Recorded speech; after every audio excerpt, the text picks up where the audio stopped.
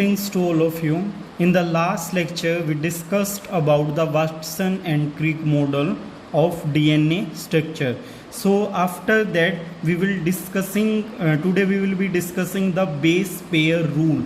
Base pair, you know that there are nitrogenous base and they are of two type, purine and pyrimidine. Purine are A and G and pyrimidine are C and T in the case of DNA. So we have some rule. Let's discuss those rules. So first is base pair rule. Purine pairs with pyrimidines only. आपको first point है base pair rule का, ये ध्यान रखना है. Purine हमेशा pyrimidine के साथ बॉन्ड बनाएगा या वाइस वर्सा pyrimidine हमेशा प्यूरिन के साथ बॉन्ड बनाएगा. सो अब आगे क्या है, A always pair with T. I told you that purine will always bind with the T pyrimidine with the help of two hydrogen bond. तो यहाँ पे क्या है, ये साइन बॉन्ड को रिप्रेजेंट कर रहा है. Double bond, hydrogen double bond A और T को ज्वाइन करने में हेल्प करेगा. G with C by 3 hydrogen bond. तो G जो है क्या है, प्यूरिन है, और C क्या है, पायरिमिडीन है. ये दोनों आपस में 3 हाइड्रोजन बॉन्ड के थ्रू एक दूसरे से जुड़ जाएंगे.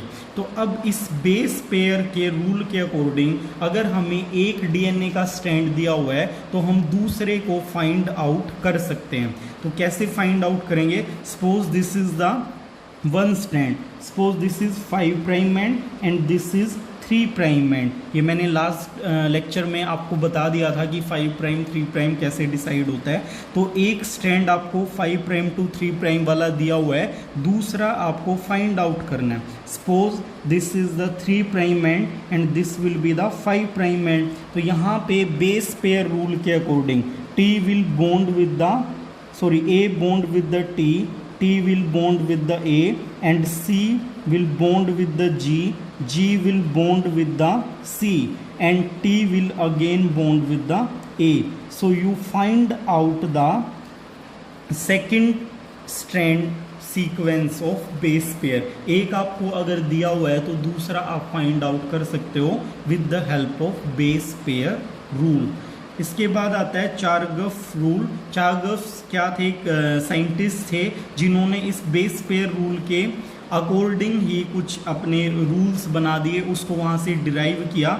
तो चार्गफ रूल के अकॉर्डिंग क्या है, Chargaff rules is only applicable for the double standard DNA. ये बात आपको ध्यान रखनी है, हमेशा डबल स्टैंडर्ड डीएनए के ऊपर ये अप्लाई होगा, कभी भी सिंगल स्टैंड के ऊपर नहीं होगा. तो यहाँ देखो इसका फर्स्ट पॉइंट क्या था, A and T are equal.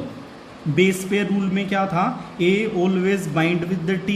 तो इसका मतलब यही हुआ कि जितने A हैं या जितने T हैं उतने ही A और T होंगे. जितने A हैं उतने T और जितने T हैं उतने ही A, same thing. So A and T are equal. इसने कहा कि ये अगर 10 हैं, सपोज कीजिए A 10 हैं तो T भी 10 होंगे. तो यही रूल क्या है, बेस पेयर वाला ये वाला रूल है जो चार्गफ ने अपनी लैंग्वेज में दे दिया कि A and T are equal. So A is, ये यहाँ पे आपको कंफ्यूज नहीं होना है, ये बॉन्ड का साइन था और ये है इक्वल का sign. So A is equal to T. In the same way C is equal to the G.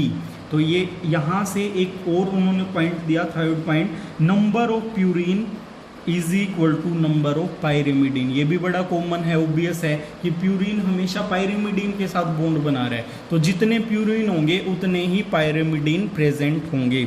इसके बाद इन्होंने एक रूल दिया कि A by T will be equal to 1. जैसे यहाँ पे ये एग्जाम्पल लिया था 10A बाई 10T. इनको कट करोगे तो क्या आ जाएगा, 1. अब सपोज कीजिए C कितने थे, 16 थे, और G कितने थे, G भी 16 होंगे. तो इनको जब आप कट करोगे तो 1 आ जाएगा. तो यहाँ से भी एक इंटरप्रिटेशन निकाला कि A by T is equal to 1, C by G is equal to 1. So this was the Chargaff's rule, और ये डबल स्टैंडर्ड डीएनए में ही अप्लाई होगा, और ये एमसीक्यूज के तौर पे, मतलब ये सिंपल क्वेश्चंस आपके किसी न किसी फॉर्म में हर कॉम्पिटिटिव एग्जाम में आपके आ जाते हैं। इसीलिए आप इन दोनों रूल्स को ध्यान से पढ़ लेना, समझ लेना। कोई दिक्कत आए तो आप मुझे टेक्स्ट करके पूछ सकते हैं। Next is types of DNA on the basis of number of base pair पर टर्न। तो मैंने बताया था डीएनए क्या होता है, डबल हेलिक्स स्ट्रक्चर है, उसके अंदर क्या है, माइनर ग्रूव से माइनर ग्रूव या मेजर ग्रूव से मेजर ग्रूव तक का जो एरिया है उसको सिंगल टर्न माना जाता है। तो सिंगल टर्न में मैंने बताया था वहाँ पे वाटसन एंड क्रिक मॉडल में कि 10 बेस पेयर प्रेजेंट होते हैं, बट ये जरूरी नहीं है कि हर डीएनए के अंदर 10 बेस पेयर ही हों। 34 एंगस्ट्रॉम बताया था एक टर्न की लेंथ, और 10 थे तो 3.4 एंगस्ट्रॉम 2 बेस पेयर के बीच का स्पेस था, but it is not always true in every DNA. So let's discuss the types of DNA on the basis of number of base pair per turn. एक turn के अंदर कितने base pair हैं उसके basis पे हम DNA देख लेते हैं। So these are 5 type: A type DNA, B type, C type, D type and Z type. B type जो DNA है वो सबसे कॉमन होता है और Z वाला रेयर होता है। तो A जो डीएनए है उसके अंदर 11 बेस पेयर प्रेजेंट होंगे पर टर्न, B के अंदर 10 बेस पेयर प्रेजेंट होंगे ईच टर्न, और C के अंदर 9.3 बेस पेयर होंगे, मतलब इन बिटवीन लाई करेगा, पूरा बेस पेयर नहीं आ पाएगा। D के अंदर 8 सबसे कम, और Z के अंदर सबसे ज़्यादा 12 बेस पेयर पर टर्न प्रेजेंट होंगे। तो ज़्यादा बेस पेयर हैं तो उनके बीच का डिस्टेंस कम हो जाएगा, और अगर कम है तो उनके बीच का डिस्टेंस बढ़ जाएगा।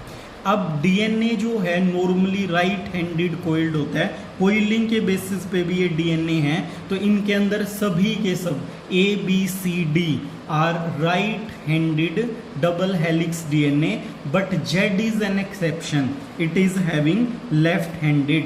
ये लेफ्ट हैंडेड कोइलिंग इसके अंदर होती है, और इसको क्या माना जाता है, anti clockwise. So these were the DNAs on the basis of number of basis per turn. Now we will discuss about the structure of RNA.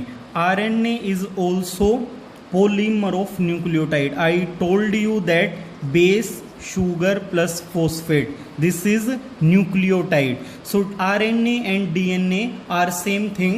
They have little bit difference. We will discuss that. So base, sugar and phosphate, ये ही चीज़ DNA के अंदर present होती है nucleotide की form में, और उन्हीं repetition, nucleotide की रेपिटेशन से डीएनए बनता है, और इन्हीं की रेपिटेशन से आपका आरएनए बनता है। तो let's see the structure of RNA. Phosphoric acid present होता है डीएनए में भी, आरएनए में भी, बेस पेयर भी प्रेजेंट होते हैं। अब डिफरेंस देख लेते हैं क्या है। इसी फॉर्म में सेंटर में क्या होती है, पेंटोज शुगर प्रेजेंट होती है in the DNA as well as in the RNA. Now what is the difference? Difference क्या होता है, डीएनए के अंदर डीऑक्सीराइबोज शुगर होती है, जबकि आरएनए के अंदर राइबोज शुगर होती है। क्या डिफरेंस होता है यहाँ पे बता भी दिया था पहले कि सेकंड जो कार्बन है इस पेंटोज रिंग के अंदर, उसमें क्या होता है, राइबोज के अंदर OH ग्रुप प्रेजेंट होता है यहाँ पे, और डीएनए अगर होता तो वहाँ पे सिर्फ H प्रेजेंट होता, ऑक्सीजन का रिमूवल हो जाता है, इसीलिए उसको डीऑक्सी, डी मतलब रिमूवल, तो ऑक्सीजन का जो मॉलिक्यूल है यहाँ से रिमूव हो जाता है। तो फर्स्ट डिफरेंस आरएनए और डीएनए के अंदर यही है कि सेकेंड कार्बन के ऊपर आपका डीएनए के अंदर H और H प्रेजेंट होते हैं, और राइबोज के अंदर जो आपका आरएनए है उसके अंदर H और OH ग्रुप प्रेजेंट होते हैं। अब क्या होता है, इस फर्स्ट कार्बन के साथ नाइट्रोजिनस बेस बॉन्ड बनाएंगे। नाइट्रोजिनस बेस आपके फिर 2 टाइप के होते हैं आरएनए के अंदर, purine and pyrimidine. Purine are same as were in the DNA, A and G। अब पायरिमिडिन भी सेम है, C, लेकिन T की जगह क्या प्रेजेंट होता है आरएनए के अंदर, U प्रेजेंट होता है, uracil. So so these are the basic difference. एक क्या है कि यहाँ पे OH प्रेजेंट है और एक बेस अलग है, T की जगह पे यहाँ पे क्या आ जाएगा, U आ जाएगा। बाकी सब सेम चीज़ें हैं। ग्लाइकोसाइडिक बॉन्ड होता है नाइट्रोजनस बेस और पेंटोज शुगर के बीच में, और फॉस्फोरिक एसिड और पेंटोज शुगर के बीच में फॉस्फोडाइएस्टर बॉन्ड होता है। थर्ड डिफरेंस क्या है, RNA are generally single standard, DNA double standard होते हैं और RNA आपके सिंगल स्टैंडर्ड होते हैं। RNAs are of 3 type, 3 different type होती हैं RNA की। We will discuss this one by one. Messenger RNA, दूसरा क्या है rRNA, राइबोसोमल RNA जिसका काम है प्रोटीन सिंथेसिस। थर्ड आपका tRNA which mean transfer RNA, ये अमाइनो एसिड का ट्रांसफर करेगा during the process of protein synthesis. ये तीनों जो mRNA हैं, RNAs हैं, ये आपके प्रोटीन सिंथेसिस में रोल प्ले करते हैं। So let's discuss the mRNA। mRNA क्या है, आइडिया ऑफ mRNA मोलिक्यूल, मतलब जो ये आइडिया था एक साइंटिस्ट ने दिया था, तो उनके अकॉर्डिंग क्या था कि mRNA अपनी इंफॉर्मेशन, वैसे तो DNA से RNA ही बनता है, लेकिन RNA क्या करेगा, मतलब DNA से RNA बनेगा और RNA से प्रोटीन बनेगा, तो सिंथेसाइज करेगा, ये DNA की सिंथेसिस में रोल प्ले करता है। तो RNA की सिंथेसिस में DNA रोल प्ले करता है, तो mRNA will be synthesized by DNA। हम यहाँ पे देख लेते हैं। सपोज दिस इज DNA, ये आपका DNA है, इसकी सीक्वेंस क्या है, A T C A G T A T C G T, 3 prime to 5 prime है ये, इससे हमें RNA बनाना है। तो DNA क्या करेगा, अपनी ये जो इंफॉर्मेशन है this will transferred to the RNA। DNA अपनी इंफॉर्मेशन कहाँ ट्रांसफर कर रहा है, RNA के अंदर। तो यहाँ देखिए आपको ध्यान से बनाना है। अभी बताया था कि T की जगह पे RNA के अंदर U आएगा, तो A का कॉम्प्लीमेंट्री क्या होता है, T होता है, बट RNA का केस है तो U, T की जगह A, C के सामने G, A के सामने अगेन U, इस टाइप से आप पूरा का पूरा mRNA बना दोगे। तो यहाँ पे क्या हुआ, DNA से हमें mRNA मिल जाता है। इसकी सिंथेसिस कैसे होती है, suppose this is the DNA molecule, ये DNA का मोलिक्यूल है। DNA के अंदर 2 टाइप के रीजन्स होते हैं, एक intron which is non coding और दूसरा एक्सोन होता है विच इज़ कोडिंग। कोडिंग मतलब जिसके अंदर इंफॉर्मेशन प्रेजेंट है, नॉन कोडिंग मतलब जिसके अंदर इंफॉर्मेशन प्रेजेंट नहीं है। तो DNA से क्या बन गया, hnRNA with alternative intron and exon. अब हमारे काम का क्या होता है, एक्सोन, क्योंकि दैट इज कोडिंग रीजन। इस कोडिंग रीजन को निकालने के लिए यहाँ पे एंडोन्यूक्लियेजेस एंजाइम होते हैं, इसको स्प्लाइस मतलब कट कर देंगे इसको अलग portion. Suppose this is exon 1 2 3 4 5 और इंट्रोन का ये first region, second, 3, third, fourth, तो इनको सबको अलग अलग कर देंगे। अब हमारे काम के क्या हैं, एक्सोन हमारे काम के हैं, तो इंट्रोन को बाहर निकाल देंगे और एक्सोन को एक दूसरे के साथ जोड़ देंगे। इसके बाद ये जो एक्सोन हमें ऐसे मिलेगा दैट इज़ नॉट स्टेबल, तो इसके लास्ट में 3 प्राइम एंड पे हम एक टेल ऐड कर देते हैं और इसके फ्रंट में 5 प्राइम एंड पे हम एक कैप ऐड कर देते हैं। This resulting molecule is known as mRNA। This is mRNA after the splicing of hnRNA। Let discuss the structure of mRNA in detail. तो यहाँ पे क्या होता है, ये mRNA हमें मिला था with cap and tail. Processing के बाद टेल भी ऐड कर दी और उसके अंदर कैप भी ऐड कर दी। सो ये mRNA का स्ट्रक्चर इसमें देख लेते हैं। सबसे पहले कैप क्या होता है, कैप के अंदर ग्यूएनाइन क्या होता है, हमारा बेस पेयर। रिपीटेड ग्यूएनाइन की कैप प्रेजेंट होती है, इसके अंदर क्या होते हैं, मिथाइलेटेड ग्यूएनाइन। मिथाइलेटेड ग्यूएनाइन क्या करेंगे, आपका कैप बनाएंगे mRNA के 5 प्राइम एंड पे।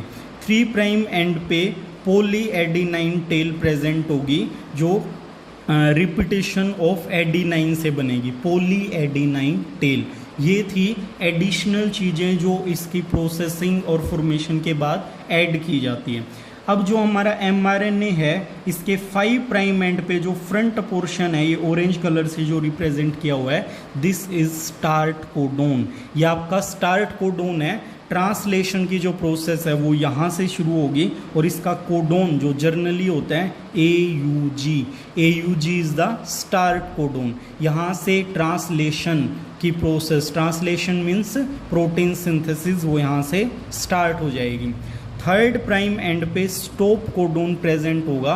जब ट्रांसलेशन कंप्लीट हो जाएगा तो उसको रोकना पड़ता है, तो 3 डिफरेंट टाइप के स्टॉप कोडोन होते हैं, वो इसको क्या करेंगे, इस प्रोसेस को वहीं पे रोक देंगे। इन बिटवीन जो स्टॉप कोडोन और स्टार्ट कोडोन के बीच का एरिया है दैट इज स्ट्रक्चरल जीन, और इसी के अंदर मेन इंफॉर्मेशन होती है प्रोटीन सिंथेसिस की। So this area will translated into the protein, ये प्रोटीन में ट्रांसफ़र हो जाएगा और स्टार्ट कोडोन स्टॉप कोडोन सबके अंदर प्रेजेंट होता ही है। अब एक बात ध्यान रखनी है, mRNA आर शॉर्ट लिव्ड, ये शॉर्ट लिव्ड होते हैं, एक बार बनेंगे और जैसे ही प्रोटीन बना ये डिज़ोल्व हो जाते हैं, अपने आप ख़त्म हो जाते हैं। तो आपको एक बात ध्यान रखनी है कि एक ही टाइप का प्रोटीन बनाना है। सपोज करो आपको 100 प्रोटीन बनाने हैं, तो वो सारे के सारे यही वाले प्रोटीन थे, वो इस सिंगल mRNA से नहीं बनेंगे। If you want to synthesize 100 similar kind of protein, you have to produce the 100 similar kind of mRNA। एक mRNA से एक बार ही प्रोटीन बनेगा, उससे ये नहीं है कि सिमिलर टाइप के हैं तो आप सारे के सारे सेम बना लोगे, ऐसा नहीं होता। Second is structure of tRNA, transfer RNA smallest होता है, सोल्यूबल होता है। 1.1 ml की मोलैरिटी वाला जब आप NaCl का सोल्यूशन लोगे उसके अंदर भी ये RNA डिसोल्व हो जाता है। This is clover leaf like, इसकी जो शेप है वो क्लोवर लीफ लाइक होती है। लौंग जो होती है, लौंग हम चाय वगैरह में या उसमें डालते हैं, उसके जैसी जो लीफ है वैसी इसकी शेप होती है। और इस RNA को, tRNA को अडेप्टर RNA भी बोला जाता है। What is its function? Its function is transfer the amino acid for protein synthesis। Protein क्या होता है? Protein is the polymeric chain of the amino acid। तो अमाइनो एसिड यहाँ से जो उसके अंदर यूज़ होंगी मैसेंजर RNA के पास ट्रांसफ़र RNA लेके आएगा। तो इसकी स्ट्रक्चर देख लेते हैं। This is single standard RNA single standard ही होता है। तो यहाँ पे क्या होगा, इसका ये कॉर्नर जो है ये हम 5 प्राइम एंड कंसीडर करेंगे और ये इस तरीके से एक स्पेसिफिक शेप लेते हुए यहाँ पे आके ख़त्म हो जाता है, इसका 3 प्राइम एंड आ जाता है। तो यहाँ आपको क्या देखने को मिला कि tRNA जो है उसने एक स्पेसिफिक टर्न और शेप ले रखी है। तो ये इस तरीके से रोटेट करता हुआ अपने 5 प्राइम एंड के पास ही आ जाएगा। तो ये क्या है, सिंगल स्टैंडर्ड है।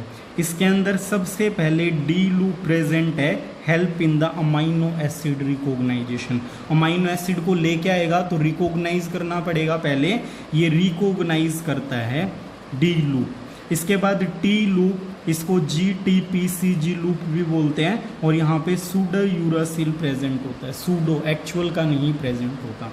इसके बाद नीचे लोअर साइड पे जो स्ट्रक्चर प्रेजेंट है ये क्या होती है, this is known as anticodon loop या आर्म। एंटीकोडोन आर्म है ये, इसलिए क्योंकि ये एंटी कोड है। एंटी कोड मतलब यहाँ पे स्टॉप कोडोन प्रेजेंट होगा। इसके सामने जब AUG आ जाएगा तो उसका स्पेसिफिक उल्टा जो है वो बनाएगा। ए का रिवर्स क्या होता है, U, और U का क्या रिवर्स होता है, A, और G का रिवर्स C होता है। तो ये वाला बेस पेयर, अमाइनो एसिड का जो कोडोन है वो यहाँ पे प्रेजेंट रहता है। इसके बाद टॉप साइड पे 3 प्राइम एंड पे OH ग्रुप प्रेजेंट होता है, फ्री होता है, आपको पता है। इसके साथ क्या होगा, यहाँ पे अमाइनो एसिड्स बाइंड करेंगी, उनको लेके आना है तो खुद से बाइंड करना पड़ेगा। So this is known as amino acid binding site. This is the structure of tRNA। rRNA ribosomal RNA, इसका कोई स्पेसिफिक स्ट्रक्चर नहीं होता है। एक लार्ज यूनिट होती है, एक स्मॉल यूनिट होती है। सिंथेसिस में हम इसको देख लेंगे। This is made up of RNA plus protein, और ये क्या है, सबसे बड़ा इसका साइज होता है। जितने भी टाइप के आरएनए हैं, this is the largest RNA among them. Help in protein synthesis, ये प्रोटीन सिंथेसिस में हेल्प करता है। तो तीनों ही वैसे तो प्रोटीन सिंथेसिस में हेल्प कर रहे हैं, but it is directly involve in the synthesis of protein. So this was all about the structure of RNA.